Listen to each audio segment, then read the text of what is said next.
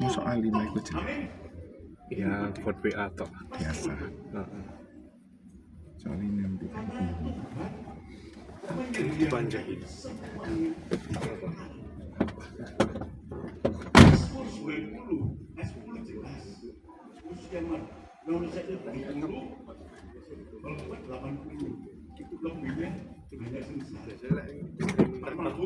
Ben hebat gak panas.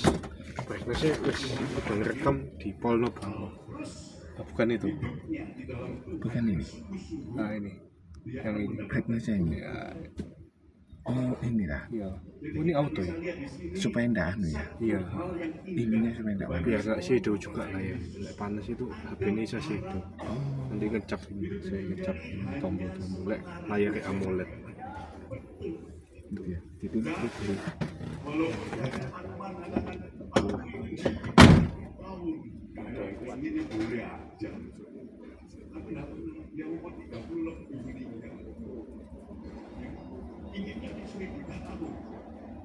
Tapi nggak bisa. Semua ada batasnya. Jadi di sini kita bisa lihat betapa kita harus punya hati yang bijak. Di dalam Mazmur 90 ayat 12 dikatakan, ajarilah kami menghitung hari-hari kami sedemikian sehingga kami beroleh hati yang bijaksana. Dalam hidup ini kita bangun pagi, kita harus hidup dalam bijak, bersekutu dengan Tuhan Yesus dulu. Kita bisa merasakan hadirat Tuhan, kita bisa belajar firman Tuhan, Tuhan berbicara pada kita, dan kita bisa jadi bijak. Hati-hati dalam hidup ini. Sehari penuh ini bukan begitu saja kita jalani, tapi punya arti. Saya dengar ada satu orang minta tolong saya untuk datangi seorang yang sudah umur.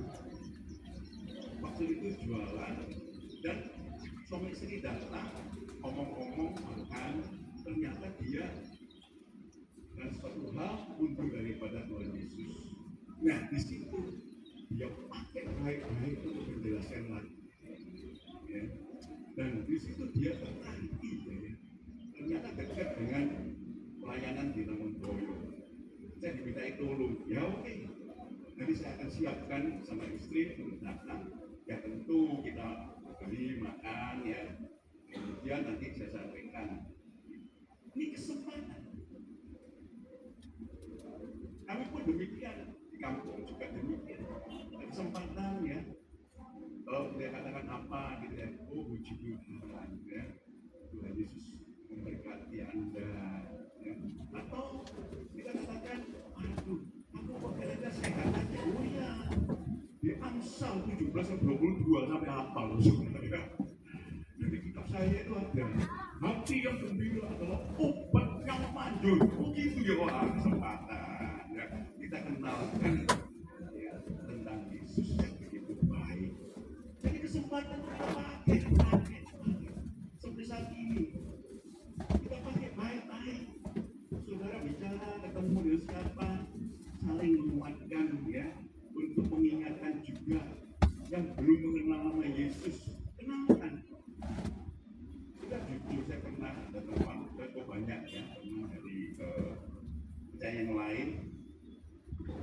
Wah, sekarang udah jadi begini-begini. Waduh, semakin banyak.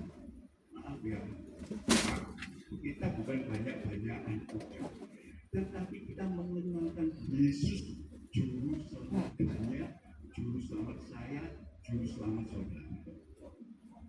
Ini. Jadi kita berbanyak-banyakan, pemenang dapat kenalkan pribadi Yesus pada masing-masing kita semua supaya bisa mengenal. Yesus katakan juga di dalam Yohanes 14 ayat 6, akulah jalan, kebenaran dan hidup. Tidak seorang pun sampai kepada Bapa di surga tanpa melalui aku. Jelas. Jadi hanya melalui Yesus bisa masuk surga. Yohanes 3:23 katakan, dia turun dari dari sorga menjelma menjadi manusia, menjadi korban di atas kayu salib, mati menebus manusia, kemudian 3 hari menjadi kubur dan bangkit 40 hari bersama murid-muridnya, kemudian dia naik ke sorga, disaksikan 500 orang, luar biasa. Misalnya zaman sekarang, wah, ya, di video dan sebagainya. Nah, di sini jelas jalannya pasti sudah tahu dia jalannya. Saya pernah dengar orang yang waktu mau pergi ke Sukorejo coba ngikuti ketinggalan, ya, orang memang panjang akhirnya ketinggalan, bingung kan tidak pernah tahu Sukorejo itu di mana ukurannya.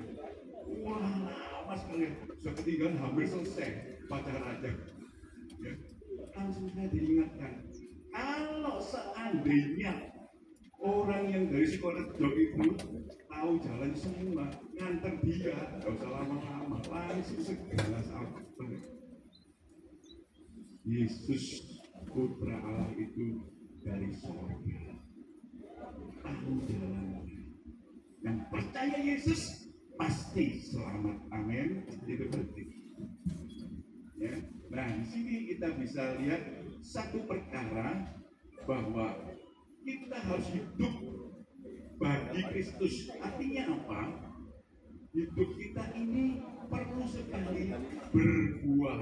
Filipi 1:21 katakan, karena bagiku hidup itu mati. Kemudian ayatnya ke-22 dikatakan bahwa tetapi jika aku harus hidup di dunia ini, itu berarti bagiku bekerja memberi buah. Hidup kita harus berbuah. Istimewa pada pasangan kita masing-masing, pada anak, cucu, pada orang tua. Lakukan seperti Kristus lakukan. Ini yang berbuah. Jadi kita harus melakukan firman Tuhan dalam hidup kita. Anak-anak, hormatilah orang tuamu. Efesus 6 ayat 1 dan 2. Ya. Jelas sekali akan diberkati. Itu dihitung, ya, oleh Tuhan sampai pada kekekalan. Kita beribadah sungguh-sungguh di dunia ini, dan itu juga dihitung baik selama menumpang di muka bumi sampai pada kekekalan. Semua dihitung luar biasa. Jadi itu luar biasa. Suami istri juga begitu. Menikah 1 tambah 1 sama dengan 1. Mungkin ya tak mengerti, dalam apa dikatakan saja, ya. Jadi 1. Memang pribadi masing-masing. Bukan ada kalau pendapat tidak apa-apa. Tapi kita bisa mengakui tanpa itu sendiri. pengakuannya bagus untuk suami istri, sehingga bertumbuh bersama, saling mengenal satu sama lain. Dari situ. Dikatakan bahwa ini Jadi itu lepas nangis.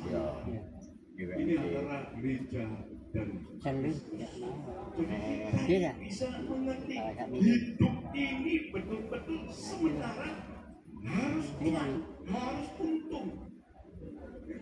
Jangan sampai rugi.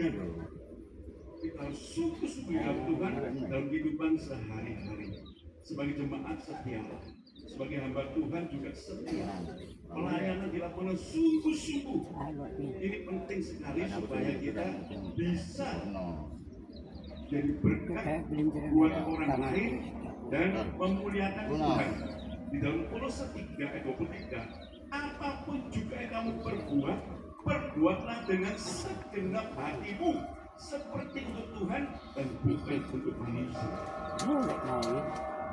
Seringkali orang Persiapan seperti itu konten lagu, wah, memberikan uang di video, di gambar, wah, hebat. Sayang, sia-sia. Anak-anak memberi, kiri jangan sampai tahu. apa? Gawin wow, sikap turun aku utang yang topan turun luput nabi. Kita mau yang salah. Kalau udah tak ulang dulu. Ya, ini satu kesempatan Oh, yang gue. luar biasa untuk daging, untuk hawa nafsu. Tapi kita tak Apa-apa semuanya bayar ya. Iya iya itu tapi aku nggak bisa tenang. Seketok. Tuhan Sebelum bayarannya ini kan duit ini. Apa-apa kan kok oleh hati tekan dia tekan kota. jauh dengan Oh, itu kok. pasangan kita tetap takut akan Tuhan. Jadi Iya kita bayaran. Tidak. Iya. kita berbuat suatu hanya Ya di sama hadapan juga manusia saya bayar itu. itu tetap bicara Sama 500. istilahnya munafik. Kan bayar. Makanya Tuhan bayar itu. baik pada manusia dan Tuhan Kan kita Gue bayar. ikut kere ya udah. Iya. Makan. puji nama Tuhan. Jadi kita di sini tahu persis Udah. Oh iya. Ya deh ini. apa yang kamu ikat di dunia terikat di Apa nih dari itu? lepaskan di dunia Rumah terlepas di sampai surga. Ini Matius 18 ayat 18. Aku berkata kepadamu sesungguhnya apa yang kamu ikat di dunia ini akan terikat di surga dan apa yang kamu lepaskan di dunia ini akan terlepas di surga.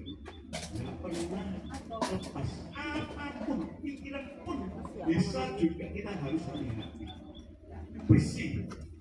Jangan jengkel mangkal pegel ya. Seringkali dengan orang kadang-kadang melihat wajahnya saja sudah suka. Lu hati-hati saudara. Itu bisa jadi dosa di hadapan Tuhan. Bisa tidak masuk surga. Hanya perkataan tidak suka. Hati-hati. Bersihkan. Tuhan katakan bahwa kita diciptakan segambar dan serupa dengan Allah. Kita lihat masing-masing. Ciptaan Tuhan luar biasa. Tuhan begitu indah. Sebab itu pada pagi hari ini sebelum kita bersama-sama berangkat untuk ke pemakaman Kembang Kuning, biar kita renungkan firman Tuhan ini supaya kita berbuah yang baik. Ya. Sebenarnya banyak menjelaskan luar biasa firman Tuhan ini. Tapi biar kita melihat singkat ini kita bisa sadar hari-hari kita ini satu ketika akan berhenti seperti kita ikut satu amin. Tentu terakhir kita minta untuk jangan sampai rugi. Ya, jangan sampai kita ngalamin kerugian. Apalagi hidup di dunia ini kesempatan emas untuk kita dapatkan keuntungan saat kita dipanggil Tuhan. Iya, balik mana? Kita harus tahu Kapan kepada Tuhan. Apapun yang terjadi setia Kami kasih dan kita bisa nyeleng ini. lihat kita bersukacita sampai pada akhirnya dan kita tahu bahwa hidup ini benar-benar satu kesempatan jangan kita buang. Wah, jorok sih. Dan Rokokan besok. untuk keluarga biar kita juga bisa tahu ya bahwa firman Tuhan ini jelas di dalam 1 Tesalonika 4 ayat 13 dan 14. Selanjutnya kami tidak mau saudara-saudara bahwa kamu tidak mengetahui tentang mereka yang meninggal, supaya kamu jangan berduka cita seperti orang-orang lain yang tidak mempunyai pengharapan. Karena jika kita percaya bahwa Yesus telah mati dan telah bangkit, maka kita percaya juga bahwa mereka yang telah meninggal dalam Yesus akan dikumpulkan Allah bersama-sama dengan Tuhan ya. Jadi buat istri, anak ya, keluarga yang lainnya juga dari almarhum jangan terlalu berduka cita. Kita tahu ketika ada jumpa ini penting supaya jangan apa. Kalau kita terlalu berduka cita, kita buka pintu untuk iblis. Bahaya. Kalau kita punya pengharapan kepada Allah, Tuhan senantiasa menjaga, melindungi sampai suatu saat kita panggil Tuhan atau kalau bisa kembali kedua kali yang tidak lama lagi bersama-sama diangkat kita bertemu dengan kekasih-kekasih kita di surga. Kita bersuka cita selama-lamanya. Di satu hal yang indah, biar ini menjadikan berkat buat kita semua dan kehilangan keluarga yang kita cintai. Jangan terlalu berduka, jangan terlalu lama. Ya, boleh sedih, nangis, tapi jangan kiri kita punya Yesus pengharapan kita. Haleluya. Haleluya. Kita semua bangkit berdiri dan naikkan pujian.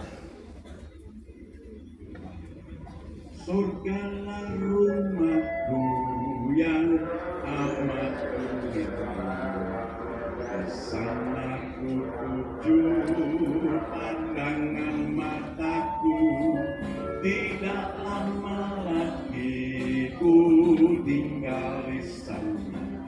Oh betapa senang untuk selamanya, indah, indah tanpa air mata, tanpa kesakitan, tanpa kematian, dengan Tuhan Yesus dan semua orang suci. Oh betapa senang untuk selamanya. Sekali lagi katakan, surga rumahku yang amat ku rindu, kesana ku tuju pandangan mataku, tidak lama lagi ku tiba di sana. Oh betapa senang untuk selamanya. Oh indah, indah tanpa air mata, tanpa kesakitan, tanpa kematian, dengan Tuhan Yesus dan semua orang suci. Oh betapa senang untuk selamanya. Oh betapa senang untuk selamanya. Bapa dalam sorga yang kami kenal di dalam nama Tuhan Yesus Kristus, Tuhan yang menyelamatkan kami. Kami sungguh bersyukur, percaya pada Engkau Yesus, Juru Selamat dunia ini, juga Juru Selamat kami pribadi lepas pribadi. Almarhum Bapak Dwi Kurniawan juga percaya pada Engkau. Makanya ini, dan percaya Tuhan sudah bersama-sama dengan Engkau. Ini janji. Biar kami, keluarga, juga semuanya Tuhan, yang mengerti kebenaran firman Tuhan tidak terlalu berduka. Karena satu saat akan bertemu kembali satu lain bersama-sama Engkau di surga yang mulia. Kami bersyukur Tuhan, kami tahu penderitaan daripada almarhum sudah selesai, yang mengalami kelepasan. Firman-Mu mengatakan di surga tidak ada kesakitan, tidak ada air mata, hanya sukacita selama-lamanya. Biar kami semua, mata hati kami bisa tertuju kepada Engkau yang di surga.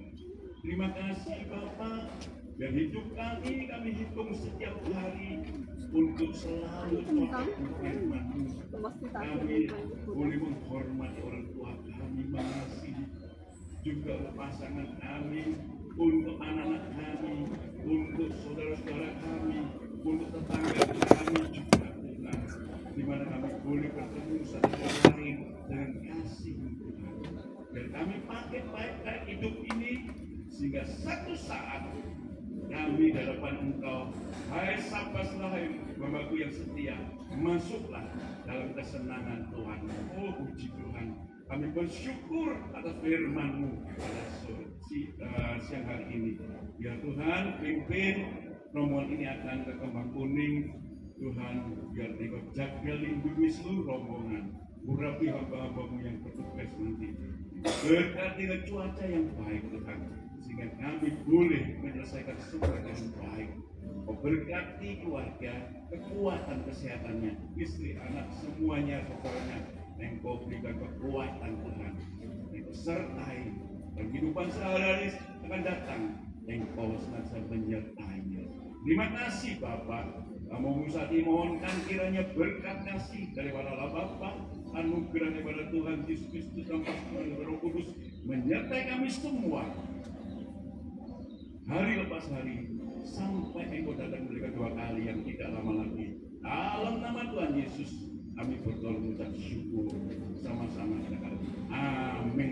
Dapat duduk kembali, saya serahkan kepada yang bertugas.